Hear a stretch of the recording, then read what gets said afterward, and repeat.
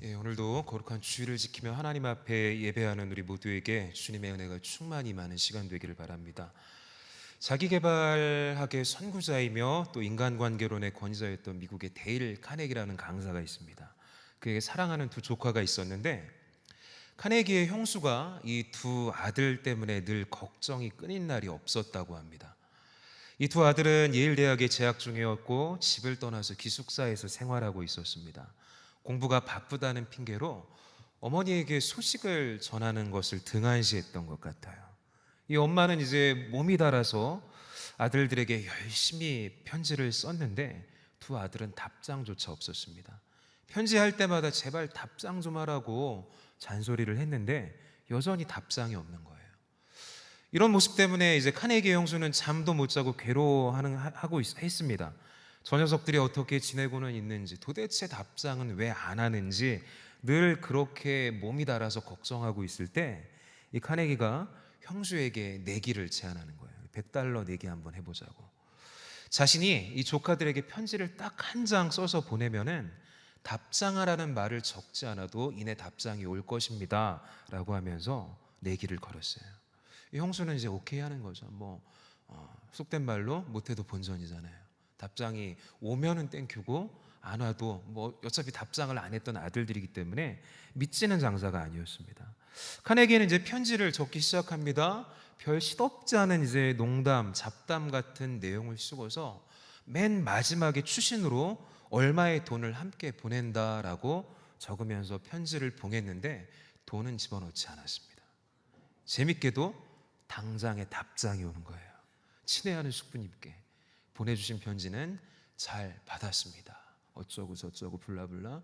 그런데 왜 돈이 없는 걸까요?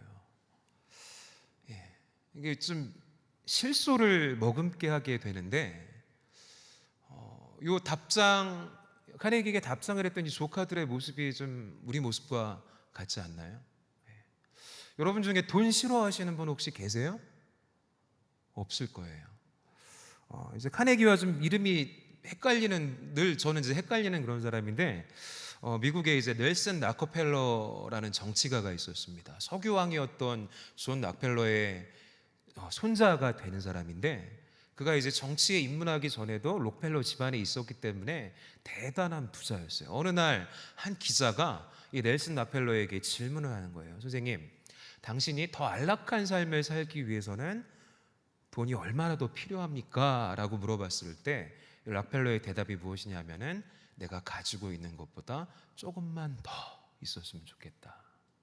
여기에 이제 고개가 끄덕이게 되고 어떤 분들은 아멘을 외칠 수도 있을 거예요.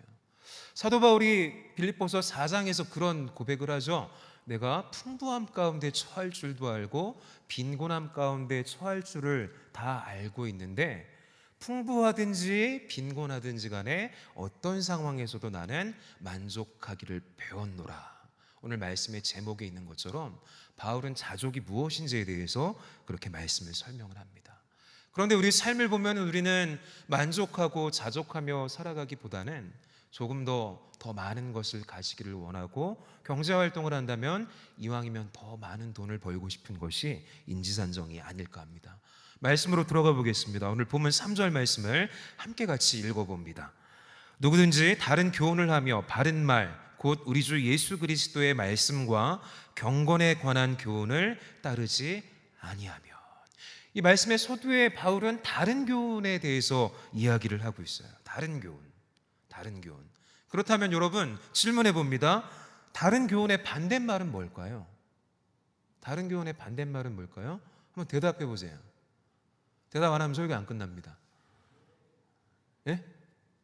크게. 다른 교훈의 반대말은 뭘까요? 생각 많이 할 필요 없어요. 그냥 직관적으로. 그리고 문제의 답이 있다 그러잖아요. 성경을 보세요. 다른 교훈의 반대말이 뭘까요?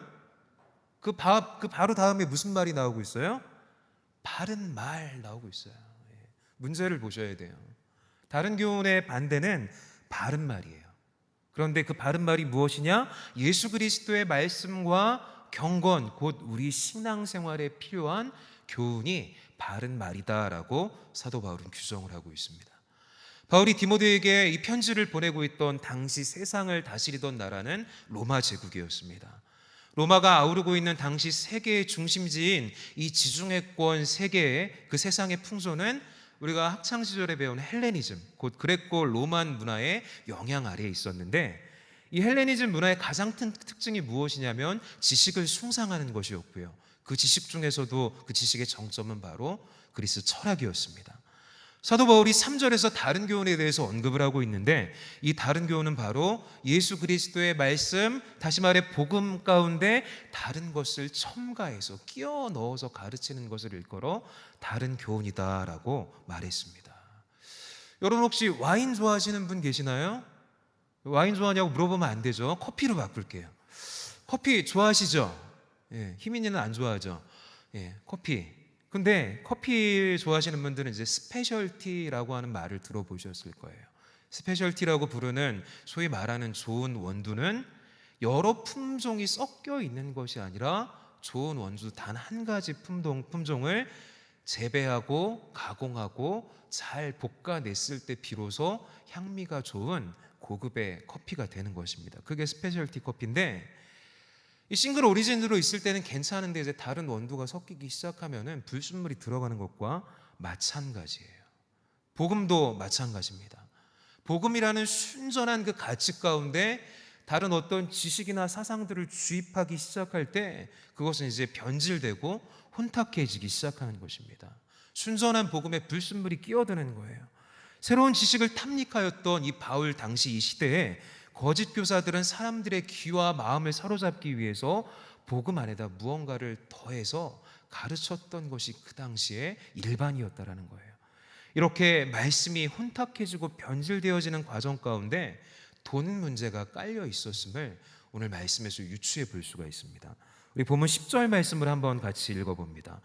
돈을 사랑함이 일만 악의 뿌리가 되나니 이것을 탐내는 자들은 미혹을 받아 믿음에서 떠나 많은 근심으로써 자기를 찔렀도다.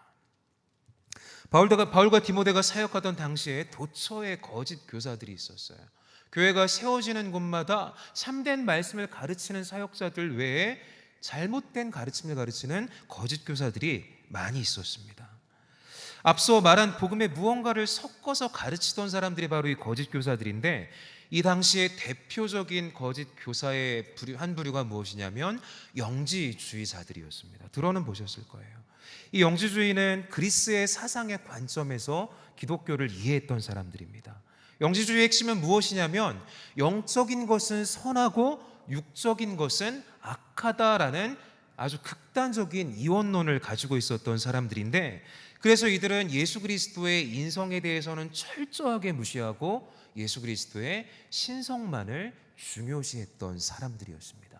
그런데 우리가 듣고 배우기에 예수님은 참 인간이시면서 참 하나님이신 분인 거예요. God man. 하나님이시면서 인간이기 때문에 그 예수님이 우리를 구원하시기 위해 우리를 위해 완전한 삶을 다 살아내시고 우리를 대신해 돌아가셨을 때 비로소 우리를 구원할 수 있는 능력이 있다라는 것입니다. 예수의 인성이 부정되면은 십자가로 말미암아서 우리가 구원받을 수 있는 근거가 사라지게 되는 거예요. 그런데 영적인 것에 집착하고 영적인 것이 최고다라고 이야기했던 영지주의자들에게는 예수님의 인성이 거부되고 있었던 것이죠. 이 영지주의자들 비롯한 그 수많은 교회의 거짓 교사들은 무엇을 먹고 살았을까요? 그들은 무엇으로 생계를 유지했을까요? 안타깝게도, 안타깝지 않을 수도 있는데 그들에게는 정기적인 소득이 없었어요. 월급이라는 게 없었습니다. 보통 이제 하나님의 말씀을 전할 때 사람들이 많이 모이는 아고라, 광장에서 말씀을 전하는데, 그렇게 집회가 열릴 때에 많은 청중들, 얼마나 더 많은 청중들을 동원하느냐에 따라 이 말하는 강연자들의 수입이 결정되는 것입니다. 오늘날 이제 강연의 시대라고 해도 과언이 아닌데, 김창옥 선생님 같은 강사들 이제 강연이 런칭만 되면은 금세 매진이 됩니다. 또 표는 얼마나 그렇게 비싼지 모르겠어요. 표를 획득할 수 있는 기회가 있어도 돈이 없어서 못 들을 지경이에요. 그만큼 실력이 있고 많은 청중들을 동원할 수 있는 강사의 인지도가 높아져가고 마치 이제 학원계 일타 강사들처럼 더 많은 수강생들을 끌어모으는 사람들이 더 많은 돈을 벌 수가 있었어요. 많은 청중이 있어야 큰 대가를 받을 수 있었고, 이를 위해서는 사람들의 관심, 청중들의 인기가 너무나도 중요했습니다. 이를 위하여서 어떻게든지 이 사람들은 다른 사람들과 색다른 말씀을 전하기 위해서 최신의 지식을 투입했고, 말을 전할 때에는 최대한 유려하고 화려한 표현들을 선사하면서 사람들의 마음을 사로잡기 위한 논리를 펼쳤어요. 그렇다 보니 당시에 유행하던 그 헬레니즘 문화에 따른 청중들의 니즈가 자연스럽게 복음에 섞여 들어가기 시작을 했다라는 거예요. 순전한 복음의 말씀만으로는 사람들의 이목을 끌기가 쉽지 않으니까 무언가 자극적인 것들, 재미나는 것들을 집어넣기 시작했던 것입니다. 근데 그런 풍토를 보면은 오늘날의 현실과도 크게 다를 바는 없는 것 같아요.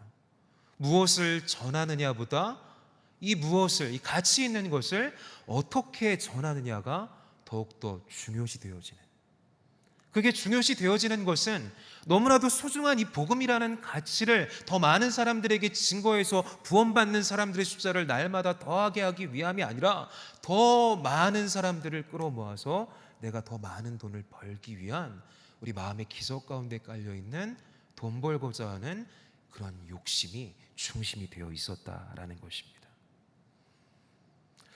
돈 때문에 말씀의 본질에서 타락하고 만 것이었어요. 당시에 이렇게 만연했던 풍조 속에서 사도 바울 선생님조차도 사람들에게 오해를 받았습니다. 당신도 저 거짓 교사들처럼 돈 벌기 위해서 말씀 전하는 거 아니야?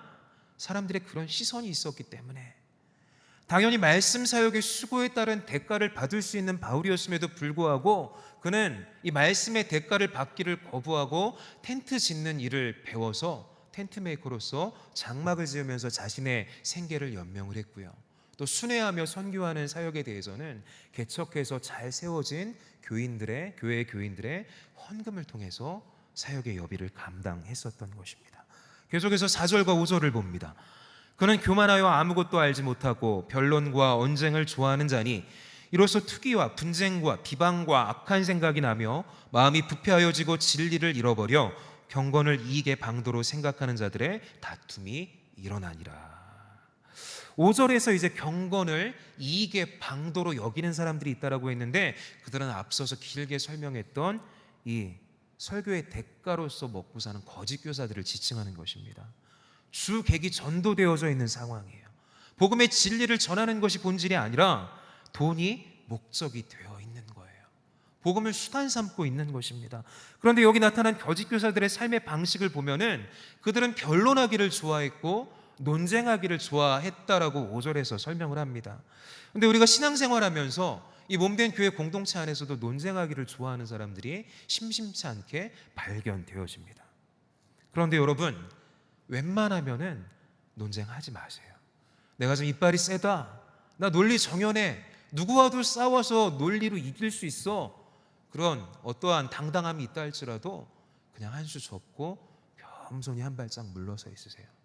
교회 안에서는 논쟁하는 거 아니에요. 무언가 논쟁을 벌이는데 제 경험에도 그렇고 여러분들도 공감할 것입니다. 논쟁의 그 과정 가운데 상대방이 나의 이야기에 감명을 받아서 뜻을 돌이킨 적이 있으신가요? 단언컨대 없을 거예요. 공감은 하겠죠. 하지만 잘 들은 후에 그런데 말이야 하면서 자신의 논리를 설파하고 끊임없는 논쟁을 낳게 될 뿐입니다. 그런데 구약 성경을 보면은 논쟁이 펼쳐지고 있는 대표적인 이야기가 있는데 바로 욥의 이야기입니다. 우리 욥기 23장 10절을 함께 봅니다. 그러나 내가 가는 길을 그가 아시나니 그가 나를 단련하신 후에는 내가 순금같이 되어 나오리라. 아멘. 이 말씀 좋아하시죠? 이 말씀으로 지어진 찬양 많이 불러보셨죠? 나의 길을 오직 그가 아시나니 내가 정금같이 나오리라. 아주 유명한 말씀이에요. 엊그제 금요 열정 예배에서도 이 말씀을 이제 끌어다가 이제 비유를 했었는데, 사실은 이제 청년부 예배 설교 준비하면서 묵상했던 말씀이에요. 이 말씀을 우리가 흔히 이해하기로는 우리에게 주어진 그 어떠한 고난의 시간이 있는데 그리스도인된 우리가 그 고난의 시간을 믿음으로 잘 통과한 후에는 하나님의 연단을 받아서 24K 순금과 같이 아름답게 나오리라, 그렇게 생각을 하고 그렇게 우리는 이 말씀을 사랑합니다. 그런데 성경이 말씀하는 바는 조금 달라요. 그런 뜻이 아니라 이 구절은 고난 가운데, 이유도 모를 그 고난 가운데 놓여있던 욥이 하나님 앞에 변절하지 않고 끊임없이 하나님 앞에 자신의 의로움을 토로하고 있는 장면이에요. 마지막 순간에도 그 논쟁과 그 시험의 절정에 달하고 있는 그 순간에도 그는 굴하지 않고 하나님 앞에 자신의 의로움을 얘기하는 거예요. 말씀을 보면은 나의 발걸음을 다 알고 계시는 하나님께서 나를 아무리 탈탈 털어보셔도 순금같이 순전한 당신을 향한 나의 마음만 나올 뿐입니다.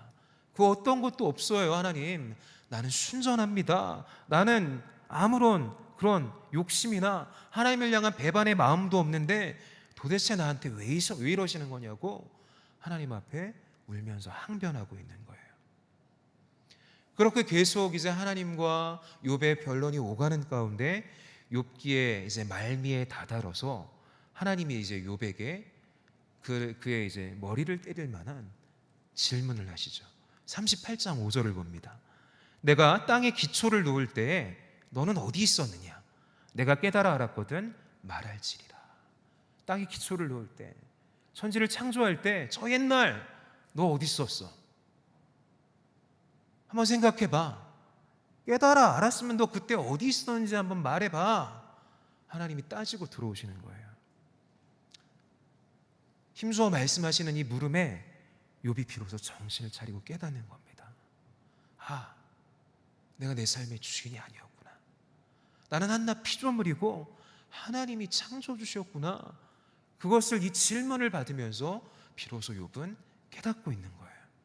그리고 나서 욥기의 마지막에 위대한 신앙 고백을 하죠.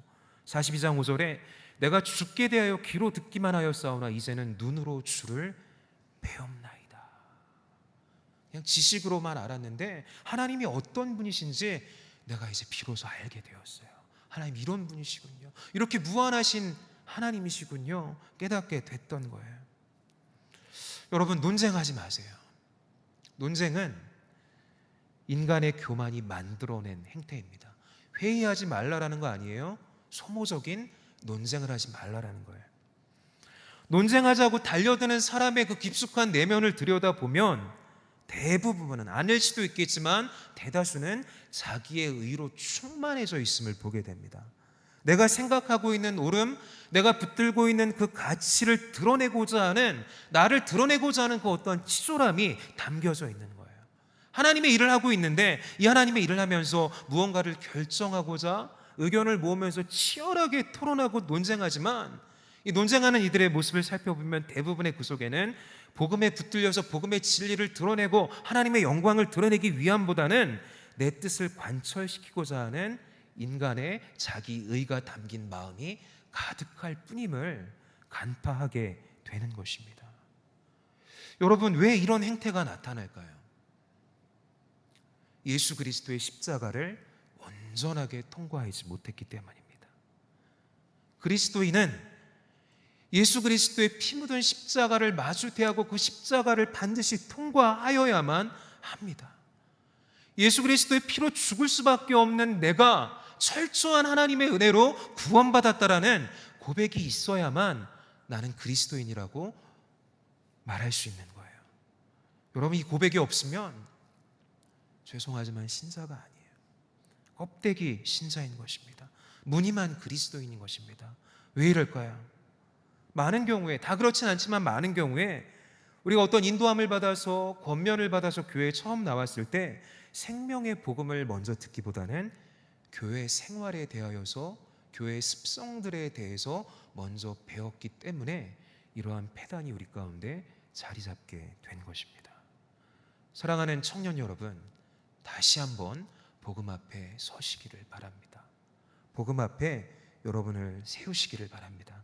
이어지는 본문 6절입니다. 함께 읽습니다.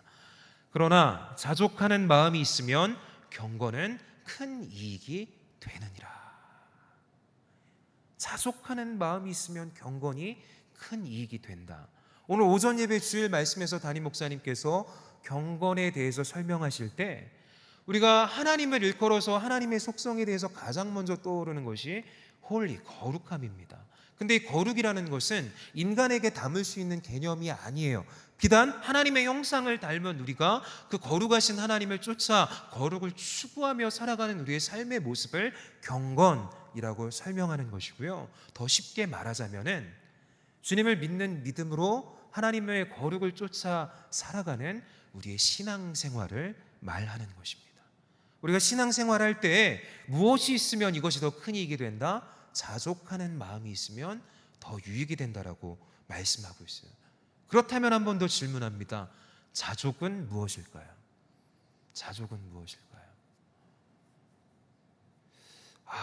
알 것 같은데 이게 알 것 같은데 설명하기는 좀 그래요. 그렇죠? 어려워요. 이 한글 성경의 자족으로 번역된 헬라어 원어는 아우타르케이아, 헬라어 아우타르케이아, 발음도 어려워요. 아우타르케이아라는 단어인데 경건에 이 자족을 더하면 큰 유익이 된다면서 자족할 것을 권면을 하고 있어요. 그런데 오늘 본문 6절 앞뒤에 자리한 말씀을 살펴보면 이 자족이 무엇인지에 대해서 그 이해를 넓혀 나갈 수가 있습니다. 방금 전에 읽었던 5절에서는 앞서 설명한 거짓 교사들처럼 이 경건 생활, 교회 생활, 신앙 생활을 자신의 이익의 수단으로 생각하는 사람들이 일으키는 갈등에 대한 진술이 나오고 있는 것이죠. 그리고 6절과 연결해서 이해하자면 경건, 이 신앙 생활이 이득을 추구하는 수단이 되지 않으려면 우리가 자족하는 마음을 겸비해야 한다는 말이 이 6절의 뜻이 되는 것입니다. 그리고 그 뒤에 이어지는 7절과 8절은 보면은 자족의 기준이 무엇인지에 대해서 말씀하는데 7절과 8절을 함께 소리내어 읽어봅니다. 우리가 세상에 아무것도 가지고 온 것이 없음에 또한 아무것도 가지고 가지 못하리니 우리가 먹을 것과 입을 것이 있은즉 족할 줄로 알 것이니라. 7절에 아무것도 가지고 온 것이 없으니 또한 아무것도 가지고 갈 것이 없다. 사자성어, 한자성어 아시죠? 공술에 공수고 빈손으로 왔다 빈손으로 돌아가게 된다라는 인생의 허무함, 물론 이것도 포함이 되지만 이것을 말하는 것이 아니라 인생의 허무함을 말하는 것이 아니라 이 7절 말씀이 말하고 있는 바는 모든 물질의 주인은 하나님이시다라는 것을 내포하고 있는 거예요. 우리가 가지고 온 것이 없으니 가지고 갈 것도 없다라고 이야기하는데 그 행간에는 모든 물질의 주인이 하나님이시다라는 것을 나타내고 있는 거예요. 그리고 이어지는 8절에는 주기도문의 언어를 빌려서 표현하면은 먹을 것과 입을 것, 일용할 양식이 되는 것입니다. 일용할 양식이 있음에 만족하라. 일용할 양식이 있는 상태가 바로 자족이에요. 풍부함 가운데 거할지라도 그것을 그냥 누리면서 내가 하나님 앞에서 지금 굶지 않고 먹고 살아갈 수 있음에 감사하는 것이고요. 부족함 가운데 있다 할지라도 먹고 입고 최소한의 인간의 도리를 하며 살아갈 수 있음에 감사해야 한다는 것이죠. 그렇기 때문에 여기에 끼워놓고 저기에 끼워놓는다 할지라도 그 어떠함, 부함과 부족함과의 상관이 없이 어디다 갖다 두어도 만족할 수 있는 상태가 자족이다라고 쉽게 설명해 볼 수가 있겠습니다. 신약성경 누가복음 16장을 보면 불의한 나쁜 청지기의 비유가 나오는데 우리 누가복음 16장 1절부터 2절 말씀을 함께 봅니다.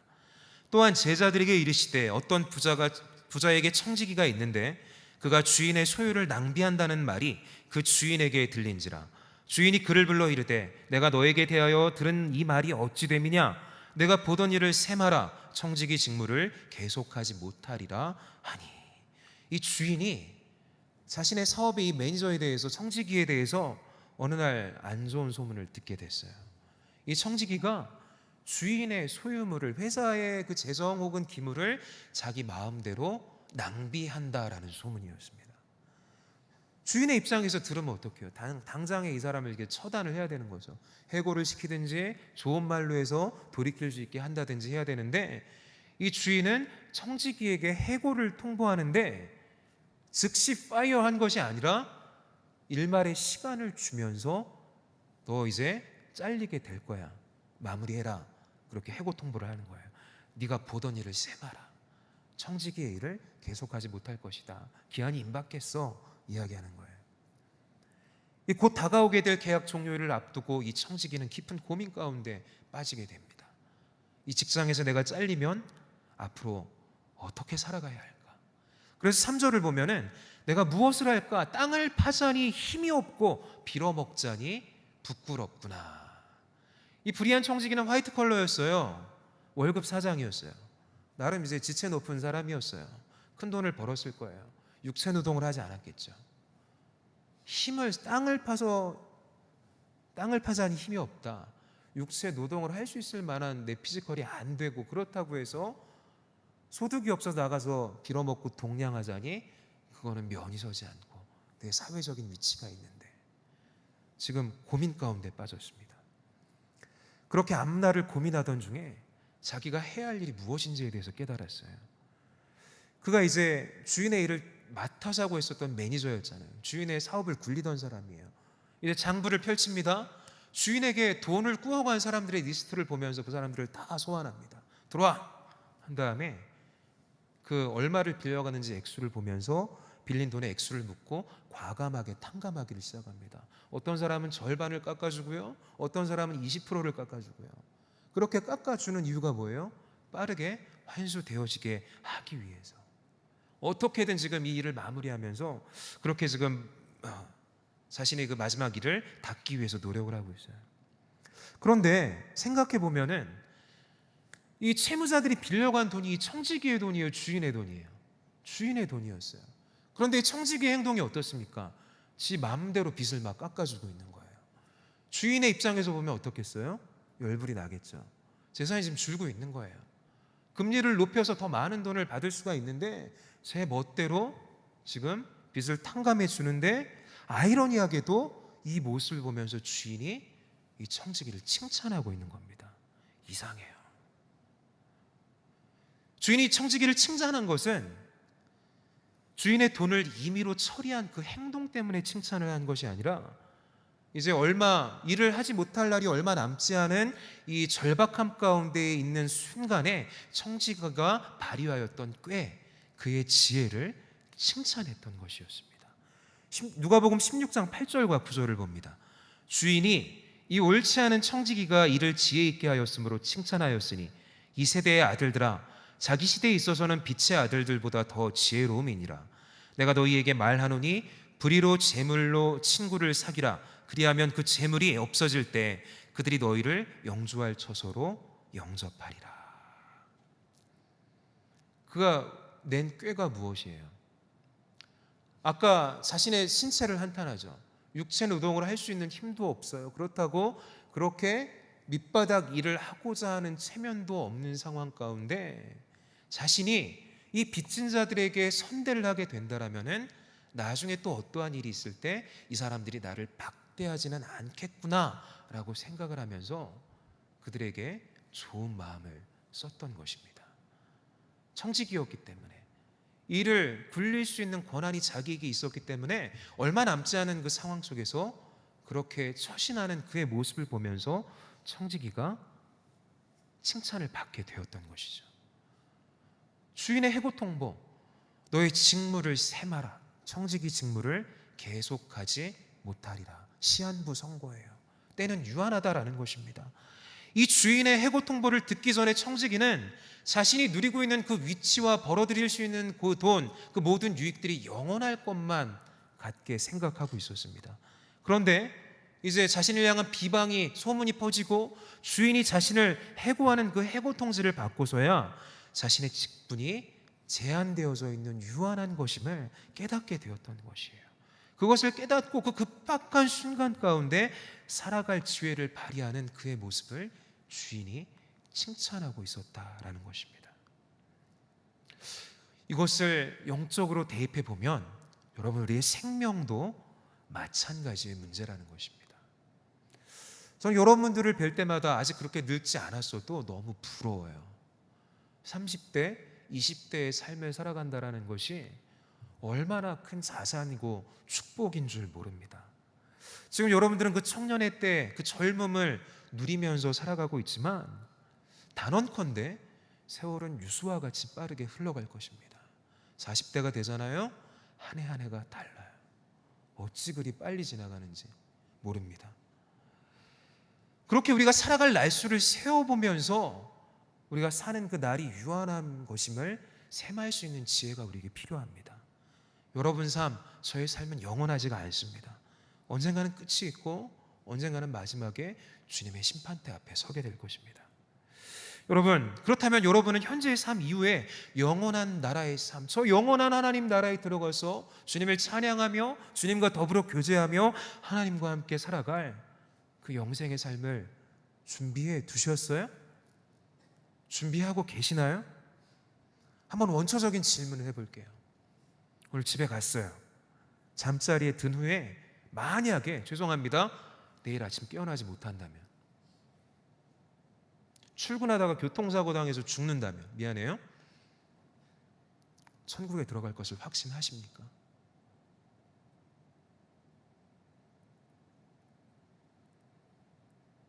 오늘 나의 삶이 다한다면 영생의 문을 통과할 자신이 있으세요? 우리 삶은 유한해요. 이 청지기가 하루아침에 주인의 해고 통보를 받은 것과 같이 하나님께서 우리의 삶을 걷어가시면 우리의 삶은 다하는 거예요. 복음 앞에 나의 심령이 깨어져서 하나님의 자녀로 거듭나 있지 않는다면은 이 문제를 해결받지 못하고 지옥 가운데 가게 된다 이 말입니다. 여러분 고민하세요. 고민하세요. 말씀을 맺겠습니다. 불의한 청지기의 비유 속 이 청지기는 어떻게 자기 소유가 아닌 주인의 돈을, 빚진 자들의 채무를 마음대로 깎아줄 수 있었을까요? 내 돈이 아닌데 아무리 이 청지기의 권한이 자기에게 있지만 어떻게 이것을 마음대로 팍팍 깎아줄 수 있었을까요? 만약에 여러분이 청지기였다면, 빌려준 그 채무가 여러분의 돈이었다면 그렇게 후하게 감면해 줄 수 있었을까요? 제가 서문덕준 선생님한테 10만 원을 빌려줬어요. 안 갚아요. 예를 들어 정말 안 갚아요. 빨리 갚어. 맞을래? 하다가 10,000원 깎아줄게. 9만 원 갖고 와. 안 갖고 와요. 8만 원, 5만 원. 그것을 받아내기 위해서, 요원한 것을 받아내기 위해서 할인을 해주는 게 아니라 이 청지기의 돈이 아니었기 때문이에요. 주인의 돈이었기 때문인 거예요. 명확하잖아요. 내 것이 아니었기 때문에, 주인의 것이었기 때문에 그것을 그렇게 할 수 있었다라는 것입니다. 자기 돈이 아니었기 때문이에요. 주인의 것이었기 때문이에요. 여러분의 통장 잔고, 내가 가지고 있는 그 물질들 나의 것이 아니라 하나님의 것임을, 하나님으로부터 왔으니 모든 것을 하나님께로 드릴 수 있는 그런 마음의 준비가 있어야 하는 것입니다. 지금 내가 누리고 있는 이 삶이, 그리고 나의 손에 쥐고 있는 것들이 결국에는 나의 것이 아니다라는 것을 깨달아야 하는 거예요. 영원한 것이 아니에요. 종말은 언제든지 찾아오게 됩니다. 유한한 것이기 때문에 하나님의 것임을 깨달아야 한다는 것입니다. 청지기는 해고 통보를 듣고서야 부랴부랴 다음 스텝을 준비했어요. 여러분, 우리의 삶, 우리의 삶의 모든 소유가 하나님의 것임을 늘 기억하며 살아가시기를 바랍니다. 우리가 열심히 노력하여서 인생의 성공을 누리고 우리가 흔히 말하는 그 경제적인 자유를 획득했다고 해서 우리의 삶이 편안해지는 것이 결코 아니에요. 아까 넬슨 락커펠러가 뭐라 그랬어요? 안락하게 살기 위해서 뭐라 그랬어요? 그 억만장자가 조금만 더 이야기하고 있잖아요. 재물이 많고 삶이 윤택하여도 하나님께서 빼앗으시고 하나님께서 거두시면은 빈손이 되고 마는 것입니다. 사랑하는 여러분, 우리 삶의 주인 되시는 분이 하나님이심을 인정하시기를 바랍니다.